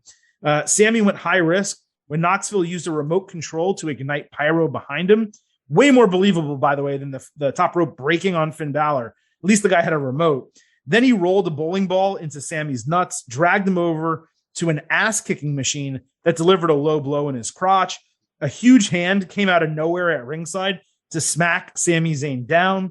Knoxville used tongs on his nuts again and threw Sammy off the top rope into the mousetrap table outside. And the payoff was all the Jackass guys brought a giant mousetrap into the ring. Knoxville tased Sammy, put him in the mousetrap, and trapped him in it, covering him for the 1, 2, 3. This was incredible. Okay. It could have been terrible. It probably should have been terrible. No, it was incredible. Sammy sold his ass off, not only for Knoxville, but for Wee Man. Sammy did 95% of the work in this match and proved exactly why WWE made it a priority to re-sign him and pay him as much money as they are, because they trust him. They trust him in the ring, period. And they trust him with celebrities. Wee Man's spot completely changed the energy in the match from you're smirking at it and you're having a little maybe giggle to yourself to laugh out loud funny. Michael Cole and Pat McAfee were on the call. You didn't hear it. They were laughing their asses off the entire time. This doesn't get a number rating because it wasn't a real match, but purely, I want to be very clear, purely in terms of entertainment value and execution, this was an A. This was 5-star entertainment. I mean, without a doubt. And by the way, you said Wee Man might have been top 4, top 5 pop of the night. It was the number 1 pop of the night. That place erupted when he slammed him. It was just like Hulk Hogan doing Andre the Giant, frankly, when you think about it. When you think about the size differences, this was even more greater difference. Yeah. So this was just so much fun. Did you ever watch any of the Jackass stuff? Were you familiar with it? Yeah, I watched it grow. I mean, for me, it was when I was growing up. Yeah. Did you see the most recent movie? I have not seen the most recent movie, even though it is available. I think it's streaming on Paramount Plus. It's available right now. It's pretty. Yeah. It was pretty good. It was pretty good. But so the big hand is something they had in, I think, pretty much every movie, and of course, back in the new one. And so that for them, like, to have to like essentially pay off a Jackass specific reference was pretty incredible. I saw a bunch of people making jokes on Twitter afterward. It would have been amazing if someone fed the line to Pat McAfee to say that was Mae Young's baby hand all grown up or something like that. Mark Henry tweeted that, actually. Oh, did he? Oh my God, yeah. So I'm trying to find it right now while I'm kind of stalling a little bit and talking. But he tweeted Mark Henry and Mae Young's son debuts at WrestleMania, and he tweets, "All I do is produce generational talent." And he even hashtagged WrestleMania, even though he's on AEW. So shout out to Mark Henry for playing into it. It was great. That is great, man. Look, yeah, like this was everything it needed to be and more. And you think about Sami Zayn and Kevin Owens and them re-signing and where they're at, people thinking if they're going to go to AEW or something like that. I think, frankly, when you look at where they're at in their careers, that Kevin Owens just got to main event a match with Stone Cold Steve Austin on one night, and Sami Zayn's in perhaps the most entertaining moment of the other night of WrestleMania when he's doing a bunch of goofy shit with Jackass. Like, that's a pretty, and they're both getting paid a ton of money. That's a pretty good place to be. You don't need to be, doing ladder matches every week and stuff like that, or anything like that. Those guys, I think, know what they are. WWE clearly values them. Sami Zayn being in the Johnny Knoxville match means they think very highly of him. Just because he's not in some blood feud or something like that doesn't mean he's not doing that. They've really helped. They've really leaned into his crazy weaselly heel conspiracy character, and this is something I'm definitely, probably before I go to bed, I'm gonna rewatch / watch for the first time on Peacock this whole thing. Right, like, I'm gonna watch this again. I'm not gonna watch the Women's Tag Team Championship. I'm not gonna watch the main event of the show, the biggest WrestleMania match of all time. I'm not gonna watch that again. but I'm going to rewatch this. And that just goes to tell you how funny and entertaining it was. Let's keep going. We got some other things to get out of, and then we'll go on. Bobby Lashley versus Omos. This was second on the card. Lashley had a grand entrance with no MVP, by the way, in sight. I guess because he's a babyface, maybe they took MVP away. Omos dominated early and easily powered out of the Hurt Lock. Omos caught Lashley flying off the top rope and dropped him straight onto the canvas. Lashley banged the top of his head legitimately into the top of the metal post behind the turnbuckles. Lashley then did an insane suplex on Omos, speared him from behind, speared him from the front to get the clean 1-2-3 in 7 minutes. This was all it needed to be. Classic 1980s style. Big meaty man slapping me. That was the only thing we possibly could see from this match, and it's what we got. The problem, there was nothing special about it, though. Like, it didn't resonate with me in any particular way. I went 2.75 stars and a C+. However, it did get 4 slabs of beef just because it was a lot of big meaty action, and we got to give credit where it's due. Yeah, it's exactly what we thought. You know, they tried to kind of tell a story in there. Bobby's trying to build up to get to do the suplex. I doing the suplex worked. It had a very solid crowd reaction. Everybody knew it kind of built to that moment, and they reacted. It was a pretty good roar. But I think because it was such a quick suplex, it didn't build up. It didn't hold that moment of excitement. It just kind of happened. It was like, all right, is this going to be the time he suplex? Oh, he did it. Oh, he suplexed him. There it was. It wasn't like he picked him up and fell back. There was no like, oh, it was just like, oh, it kind of happened like that.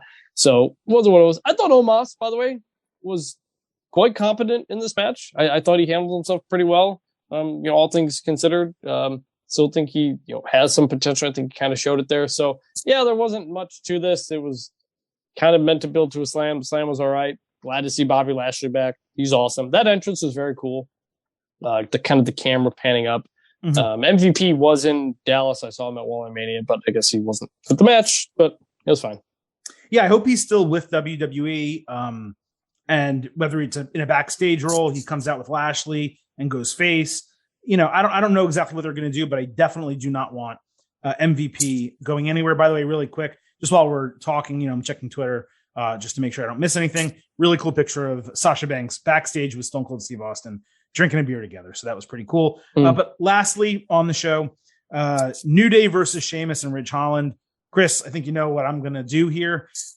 This was scratched from night one. New Day came out in special Big E inspired gear with the full body style singlet type of trunks that Big E wears, basically, instead of just pants. If you think about the careers of Xavier Woods and Kofi Kingston. Now, Kofi, for a period of time back in the day, when he did the Jamaican character, he wore the shorts. I don't think I've ever seen these guys not in pants over the last 10 years since New Day's existed. But it was the same colors that Big E wore when he won the WWE title, and his sayings were all over the jackets and the gear. The heels attacked before the bell. Kofi had trouble in paradise immediately, but the fall was broken. Butch was ringside. He was manic, trying almost acting like a child that he needed to be held back from fighting in the match. He literally was restrained by Sheamus, who was actually in the match. Kofi jumped off the steel steps, got caught flying outside with a bro kick. Butch distracted the referee, and then Sheamus hit Xavier Woods with a bro kick. Then Holland hit Northern Grit, and they got the win in 1 minute and 45 seconds. So let's just think about this. New Day comes out in Big E tribute gear for a guy who is a fan favorite who broke his freaking neck and gets absolutely squashed, presumably because the match got moved and they threw it onto the show because people were probably complaining that it got, scratched. Except they aired highlights from Saturday's matches all throughout the show. I know a lot of those highlights aired while Peacock was in commercial, but not all of them did. And there were so many other extraneous elements that happened throughout this show that the fact that they could not find 3 or 4 more minutes for this match or put it on the kickoff show, a 2-hour kickoff show where nothing happened, and give it 10 minutes, it made no sense whatsoever. This was a total piece of shit. If they didn't want to put it on the show, the bare minimum, they should have done a backstage attack and set up a match with a stipulation for SmackDown on Friday night. Do something where you're setting something up for SmackDown, where you can give them 15, 20 minutes, allow them to have the blow-off match, and end this feud. There was nothing at all redeeming about it. It was a total piece of shit. It was not the fault of anyone in the ring. It's completely ungradable and a waste of time that made New Day look like shit for absolutely no reason in front of 70,000 people that only wanted to pop for them and Big E. If they had won, there probably would have been Big E chants in the crowd. The real reason I'm upset is because they did the tribute and then got squashed. How could WWE, which we got to say, even if we didn't love night 2, they did a really good job booking the right winners throughout both of these nights and ensuring things at least got a modicum of time. But how could they not be smarter, knowing people would get pissed off at this? I thought this WrestleMania was going so well, I wouldn't use any of these sound drops. But it was this match. It elicited it out of me. 0.0. 0.0, Mr. Glutarski. This was an absolute zero, and it was really, really pathetic. So here's the thing. I missed this entire thing. I was in the back of the suite interviewing somebody for my story. And I heard the New Day entrance, and I was doing my interview, and I came back to my spot, and I said to my brother, what happened? And he explained it, and it sounded very confusing and strange, and I need to go watch it for the first time. But based on the reaction from everybody else that I saw, and now this was a complete waste of time. And frankly, the only thing across 2 nights that was garbage. Yeah. Like everything else which is what made it so surprising, which is why, again, if it wasn't going to be something good, you should have just cut it like they did on night 1.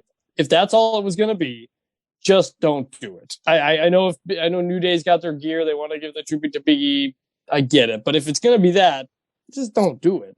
Because everything else between 2 nights was good to great. This is the only thing that was apparently trash, but that's all I can say because, again, I didn't see it.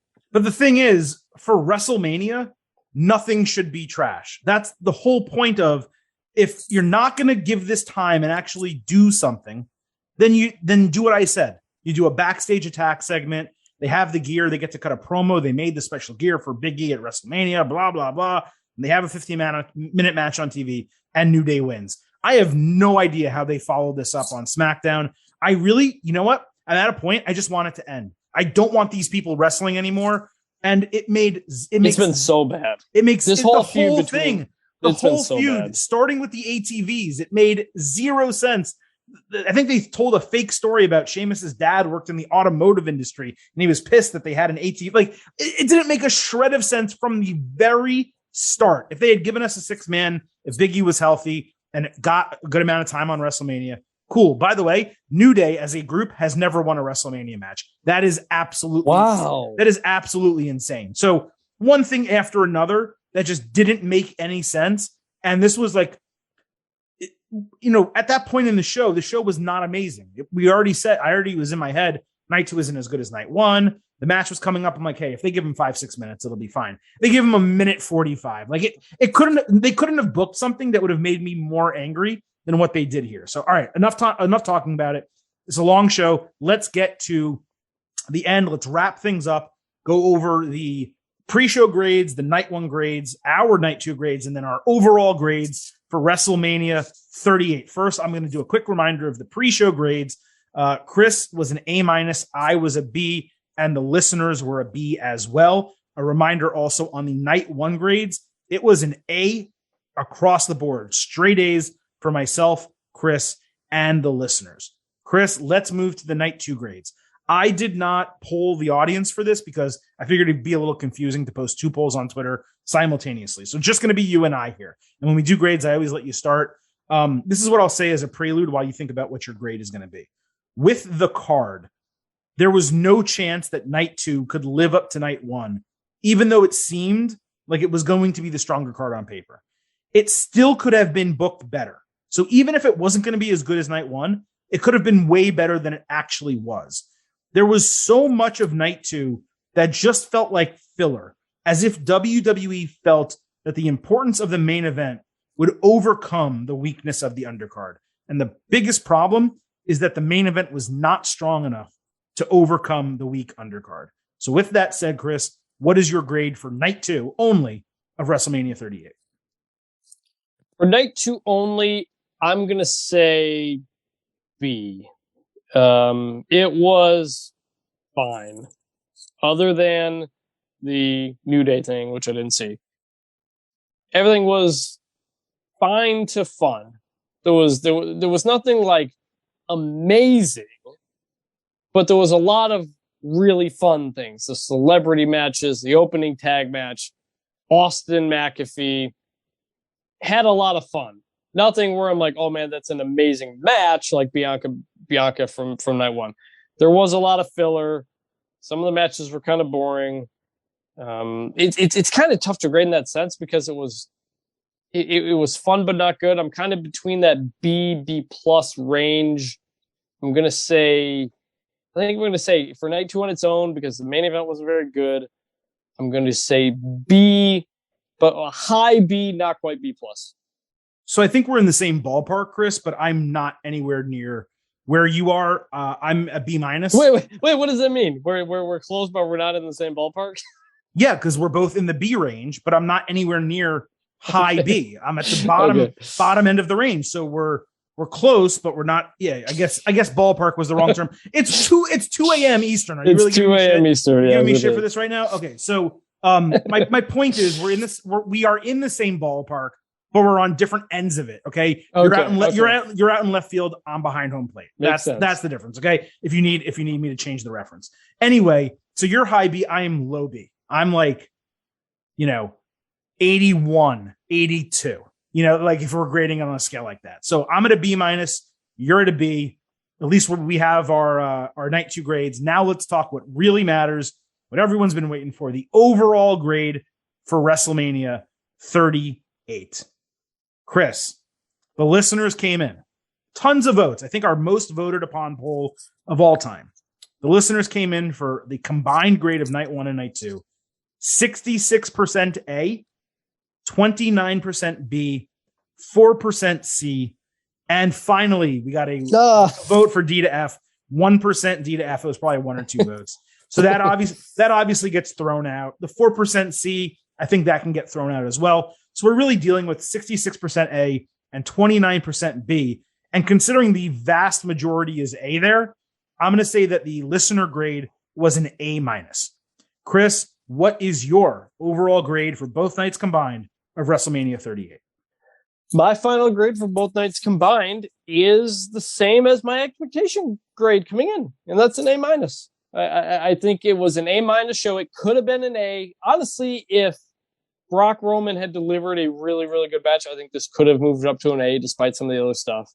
And because it didn't end on a high note, it ends up being an A minus. Look, I was counting it off with my brother on the walk back to the car. I counted probably 8-ish things between the 2 nights that were just awesome. I don't have the list in front of me, but whether it was Cody, Nakamura entrance, Becky Bianca, Austin Owens, Pat McAfee, Austin McMahon, Knoxville. Knoxville. Even you could even throw the opening tag on there, getting the Triple H kind of goodbye. Mm-hmm. Like that's almost 10 like really, really, really cool things. And none of it was trash except for the New Day thing. So I think that the floor for the show ended up being very high. Every year after Mania, we say, what's the best Mania? Is this in a conversation for the best Mania if it's a good one? I don't think this was the best WrestleMania, especially because it relied on so many celebrities and nostalgia. But it was one of the most fun WrestleManias. Like there were just nonstop moments where I'm just like, this is just a heck of a lot of fun. I'm not thinking about story. I'm not thinking about booking. I'm not thinking about, someone should be pushed when they're not. I was just thinking about what was happening in front of me. And it was just a lot of fun. And yes, again, I was biased by being there, but the listeners gave it an A minus as well. So I'm going to say A-. So this is extremely tough for me because night one was so freaking strong. And even though I was down on night two, I do agree with your general point, which is that the wrestling wasn't great, but the entertainment value was high. And I do think when you grade WrestleMania, it's a little bit different than Money in the Bank. Yeah. Or even SummerSlam or Hell in a Cell, where when we're looking at that, we're talking about where the match is really good. Did the right people win? And did they tell good stories? And does it make sense based on what they're trying to do in, booking going forward? WrestleMania in many ways is the culmination. This one, more than many others, because there were so many one-off matches with the celebrity stuff. I think, the tagline was stupendous, right? And we mocked it because it was stupid. But I think they efforted to reach the tagline. They said, we are promising a spectacle. We are going to provide a spectacle. So in that way, WWE succeeded massively. They did something that no other sports entertainment company can do. And you know what? They did something that no sport or entertainment company can do. You're not going to see you're not going to see the Academy Awards like this. The Super Bowl is truly spectacular, right? It's the biggest event of the year, but you get a halftime show. Some people like it, some people don't. You get a game, maybe it's good, maybe it's not. You get a nice national anthem to start. There's a lot of people there, and that's it. This was legitimately sports entertainment. Now, if you don't like that, and you are a hardcore work rate wrestler fan, and that's all you like, and you're a smart, and AEW is your preferred company, then maybe you can come in and say, you know what? The two matches on night one, those were awesome. I didn't care for the rest of the show. I accept that if that's someone's opinion. But as someone, myself I'm speaking about now, who grew up loving both wrestling and sports entertainment, this delivered in a way that you got to give credit where it's due sometimes. Only WWE can do. No one else can pull off what WWE just did over the two nights. And credit to Steve Austin for being willing to do everything that he did, including having a match. Credit to Vince McMahon for stepping in the ring at age 80 or whatever he's at right now. Cody Rhodes returning to WWE, the women's match. By the way, I mean, we'll get to it. The best matches, I think it's pretty clear what the best match at WrestleMania was across both nights. So my point is, what I'm getting back to is I'm not really grading this like I would a work rate pay-per-view along the lines of AEW Revolution. I'm going to grade that type of show completely different than I grade this because the content is so drastically different. So even though I really did not like the wrestling on night two, it's very difficult to say that I sat there for 4 hours, didn't laugh, smile, pop, jump out of my seat, get worked, all of those things. And by the way, the match, the main event, the biggest WrestleMania match of all time, championship unification, whatever, I didn't love it, but they got the booking right. The right person won the match, and that's super important given how many times we've seen this match with the wrong person winning or the booking being terrible or the fans not caring.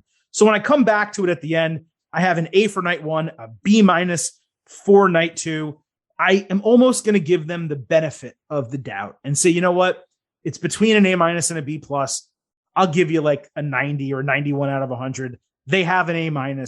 It was truly one of the most notable and entertaining WrestleManias of all time, even if it was not from start to finish the best overall show that we've ever seen. And by the way, I had zero expectation coming in that it would be the best WrestleMania ever because the card was not very good and my expectations were so low. That's what I said to you in the Ultimate Preview, Chris. I said, I'm giving it a B expectation grade because number one, that's what I believe it's going to be, but it gives WWE an opportunity, a very rare opportunity at a WrestleMania to exceed my expectations. And there is no doubt that after 2 nights, 8 hours of TV or premium live events, whatever you want to call it, they definitely exceeded my expectations.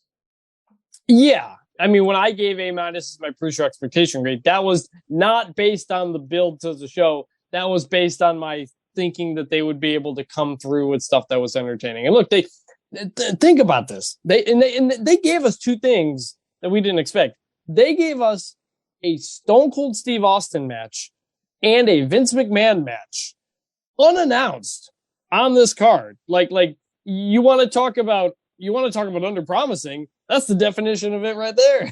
I mean, they didn't even put Vince on the card. Really, it was just he was friends with Austin Theory, and that was it. Like they didn't announce Vince out of it. They did not announce that Stone Cold Steve Austin was going to have a match. Cody Rhodes obviously was not brought onto Raw to promote WrestleMania. Yes. So all of these things are surprises that when we were evaluating it, we could not have said were definitely going to happen. And you know what? I think we like it more because of that. You know, we had talked about should they debut Cody beforehand to actually build to the Seth match, or should they wait for a surprise? Should they tell us what Kevin Owens and Steve Austin are going to do, or should we just wait and see? And them not telling us, them giving us the surprises worked. That's what we love about wrestling. We love the stories and we love surprises. So it's got to be one or the other. And they decided to go with a lot of surprises, and it worked. And I think it's a large part because the expectations were so low for that reason. Two more things I want to talk about before we get out of here. We'll do them really quick. I want to give a couple superlatives, see if you agree or what your thoughts are as well. I'm going to start with best match. Best match for WrestleMania, zero question in my mind. Bianca Belair, Becky Lynch for the Raw Women's Championship. What was your favorite match? Yep, zero question for that. I would give Seth and Cody the number 2. What would you do number 2? Yeah, Seth and Cody number 2. Not even a question. What was your best moment of the entire 2-night WrestleMania? It might have been Austin Vince if I had seen the glass break at the time, but I didn't, so I can't grade that. So for me personally, it was the Cody entrance and surprise debut, surprise not surprise moment. It was when you heard wrestling is more than one royal family. Yeah. And then you see the whole, you didn't see it on Peacock, but then the whole logo and everything pops up on the screen. I flipped out. That to me, that to me was the number one moment. To know that we were not just getting Cody, we were getting the AEW Cody. To me, that was my favorite moment of the weekend. Well, what's funny too is we all knew he was going to be there, and still, it was the best moment. It just the way it was done was so extraordinary that I agree. That was my best moment as well. I was going to ask worst match, but we know what that was, so let's not even talk about it. What was your biggest surprise on both nights? Biggest surprise, perhaps, probably the length of the Austin match. And interesting. Okay. It'd be because it would end up being like 15 minutes? I think something like that. Yeah. They went. Yeah. And when it started off, he was moving kind of slow. The kicks were slow. Honestly, the crowd was quiet because they were like, is this all it's going to be? Is it just going to be a stunner in a bit? Once they got into the crowd, that's when the energy went up. And I think maybe Stone Cold kind of had to take a bump to realize, okay, I'm fine. And his energy picked up. And that turned into a whole thing. I did not expect that entire thing. So that's not a surprise, like a surprise debut, but in terms of something that happened in a way that I didn't expect, probably the length of the Austin Owens match. Interesting. I went just period with Austin McMahon. I mean, that whole thing was shocking. Yeah. I never expected that. We knew Austin was going to do something with KO. We did not know that this was happening with McMahon. So that's as far as I'm concerned. And then lastly, before we get out of here, WrestleMania 39 is in Hollywood. I do think there's a very good chance, of course, that we get a ton more celebrity matches. It wouldn't be surprising if this is now what WWE does going forward, because they do view it as a spectacle. They view it as different than their other normal wrestling cards. If every WrestleMania was like this one, would you be okay with it, or do you think it would get played out? I'll give you my answer first because I knew I was going to ask the question, and I know I'm springing it on you. My answer is that throwing in a couple celebrity matches is okay. I think one per night is my limit. You don't need whatever, 3 in total or 4. But the abundance of nostalgia, like you're not going to get Stone Cold Steve Austin every year. And even if they get The Rock next year, they're not going to have him for 2 nights. He's going to wrestle one match. He's not going to make appearances on both nights and do a bunch of shit and all that type of stuff. So you can't rely on like Triple H coming out for a pop and the Undertaker when he's not going to come back and get inducted into the Hall of Fame again. Austin's not going to come out in Hollywood and do 2 segments. So I think if you removed all of that stuff, you're looking at this card a little bit differently, how it all played out. Maybe we're grading it a little bit differently. So I'm okay with the celebrity stuff, but WWE, if they did this exact same show, but built some of those low card matches better and made them meaningful, if they put Finn Balor versus Damian Priest on night 1 and Balor beat Priest, and then when Priest showed up on night 2, you knew why, because he failed against Balor and he needed to, create a change and go with Edge and try something different. It would give more meaning to something like that. Put Ricochet, one of your most exciting wrestlers, on the card. Create a storyline for New Day, one of your best acts, where you're really excited to see them. And obviously when you see them, don't cut the match from one night and give it a minute, 45 seconds on another night. Some of these may be considered nitpicks, but the build for WrestleMania next year, and I think it will be because it's Hollywood, but the build needs to be a lot stronger, with a stronger build and one more really damn good match. This could have been an A or an A+ WrestleMania. Instead, for me, again, I know you're an A and the listeners are an A- with me. I was an A-. We're all A-. We're all A-. Yeah. But I think we all would have graded it a little bit higher if a couple more of those elements were in place. Yeah, no, I mean, when you ask, can WWE do it like this again, or if they do it like this moving forward, it's almost like there's just 2 separate parts. If you're talking 2.5/3 celebrity matches out of 14, 15-ish matches, yeah, I think that's a good balance. I think that's a good balance between the two. You want to have some stuff like that. You don't want to have too much.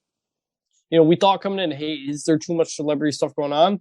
In the end, that was some of the most entertaining / crowd reaction stuff of the whole weekend, whether the Logan Paul, the Pat McAfee, and the Johnny Knoxville. That was some of the most popular stuff in the stadium that went on. But you don't want to do too much of it, obviously. So that's a big part of it. The other part is you're not going to get Austin every year, especially twice every year. You're not going to have Triple H retiring. You're not going to have Undertaker in the Hall of Fame. You're not going to have Vince McMahon deciding to do a match. A lot of these felt like one-time things. And honestly, thinking about it now, in this WrestleMania, we got the end of Triple H, the end of The Undertaker, the last match for Stone Cold Steve Austin, potentially, a Vince McMahon match. Better be the last match for Vince McMahon. Perhaps the last match ever for Vince McMahon. As someone who was a child of the Attitude Era, that is an entire dream come true over 2 nights. And you think back to something that Undertaker's mentioned, which was the end of an era match with Triple H. The way I think about it, I think this was the end of an era. This was the final last hurrah for the Attitude Era as a way to go out with WrestleMania Dallas the way they did. Because I don't think you're going to see much of any of this ever again.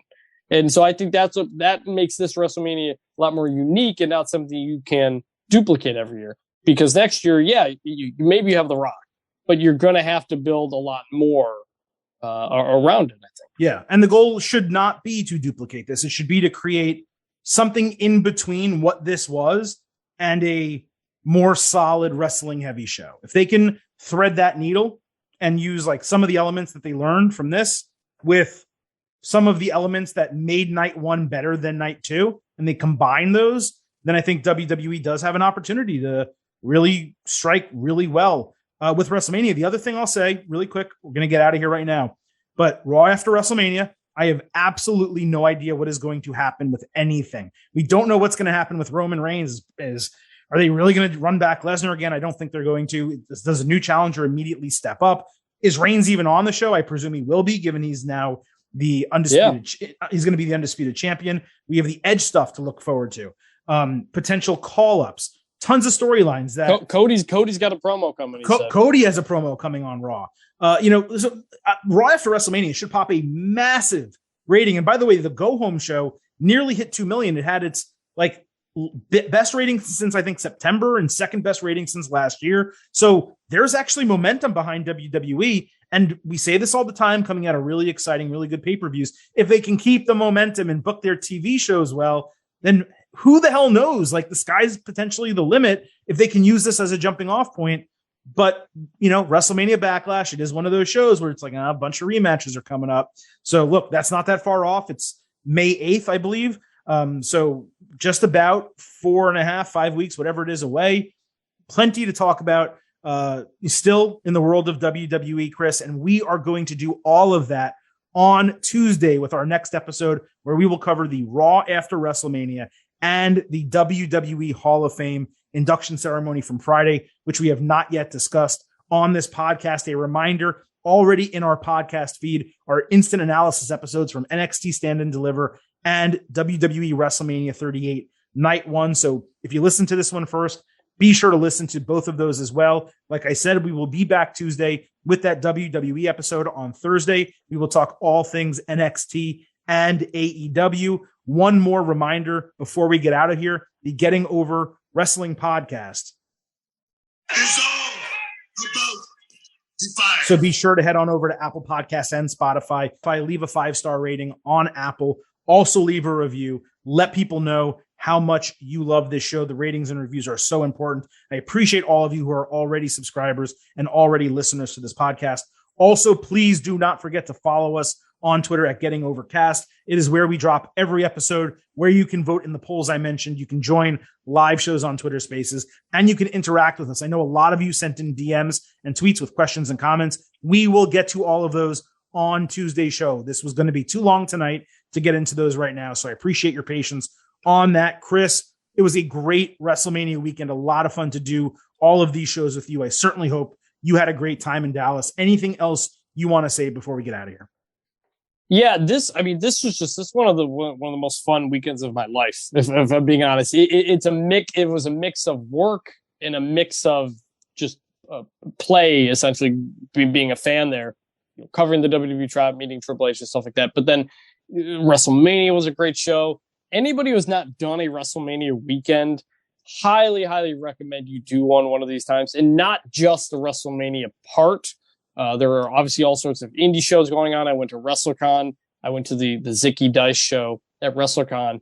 And early highlight of the week, I don't know if I mentioned on this pod, but the main event of that show was Rich Swann versus Scotty 2 Hotty. And we got Scotty 2 Hotty doing the worm to get the win.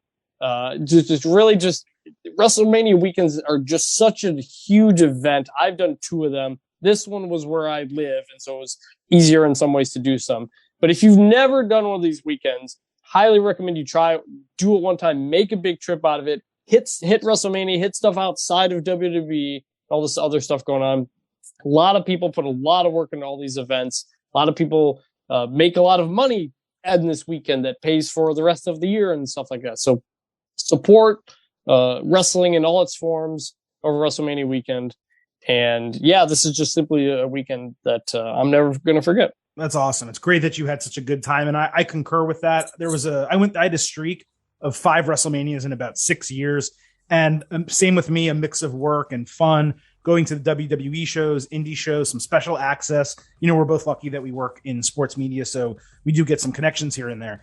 But it is really a can't miss experience. If you can afford it, if you want to save some money up, pick the right one. WrestleMania 40, if you can't go to 39, that's probably going to be a spectacle. I have no idea where they're going to hold that. It's going to be really interesting, given it is one of those special numerical WrestleManias, being the 40th one.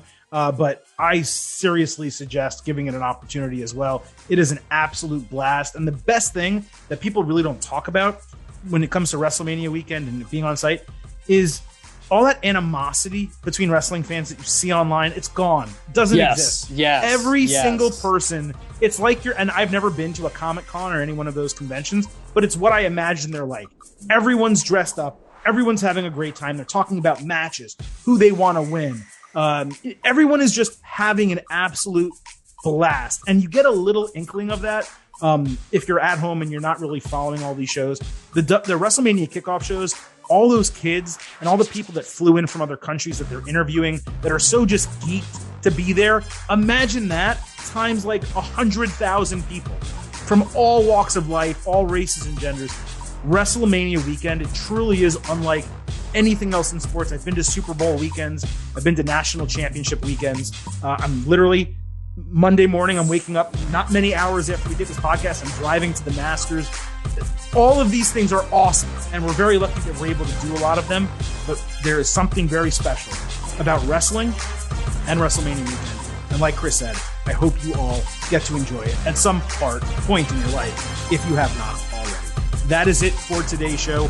For Vintage Chris Vanini, this is the Silver King Adam Silverstein, reminding you to listen to all those instant analysis and be back with us on Tuesday for the WWE episode. But at this point, I'm just going to leave you with 3 final words.